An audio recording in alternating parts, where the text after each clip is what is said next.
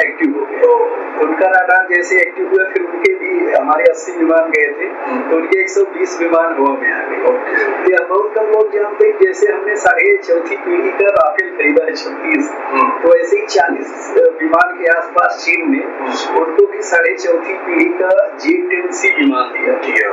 तो J-10C विमान में जो एयर टू एयर मिसाइल लगी है, उस मिसाइल की रेंज जो है उसका नाम PL-50V है, उसकी रेंज 225 किलोमीटर है ओरिजिनल, और एक्सपोर्ट वर्जन की 145 किलोमीटर है। तो चीन ने कहा था कि एक्सपोर्ट वर्जन दिया है, लेकिन भारत जानता था कि एक्सपोर्ट वर्जन नहीं, ओरिजिनल दे रहे हैं, तो उन्होंने सीधे गोडाउन से निकाल कर दिया था। तो 225 किलोमीटर की मार करने वाली क्षमता वाली मिसाइल है। भारत के राफेल में जो एयर टू एयर मिसाइल लगी है, तो उसका नाम मेटेओर है, जो दुनिया की सबसे आधुनिक मिसाइल है।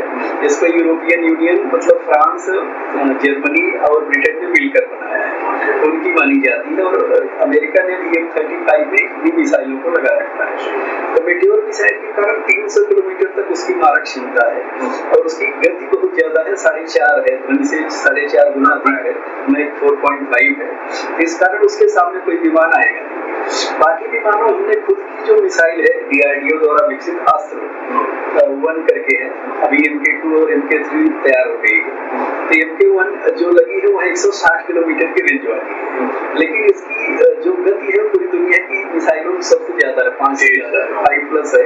तो इसलिए हमारा विमान अगर आगे भी जाकर उनको टारगेट करता है तो जल्दी से लौट सकता है, ये सुविधा थी। लेकिन तब तक हमारे पायलटों को यह आदेश नहीं था कि पाकिस्तानी सेना पर या उनके विमानों को नष्ट करना है, हमें केवल आतंकी ठिकाने नष्ट करने का आदेश था।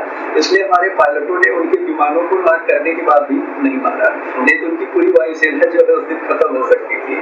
तो हमारे विमानों ने क्या किया, उनके द्वारा छोड़ी गई मिसाइलों को इलेक्ट्रॉनिक जैमर से, मैन्युअल से नीचे गिराया, और एक मिसाइल उसमें से जो PL-50V थी वह आदमपुर और होशियारपुर के बीच में पंजाब के खेत में जो है पूरी रेंज गिर गई थी, जिसको भारतीय सेनाओं ने लेकर के अपने कब्जे में उसकी रिवर्स इंजीनियरिंग भी कर ली है। तो वह एक बड़ी उपलब्धि रही उस दिन की। तो 56 मिनट तक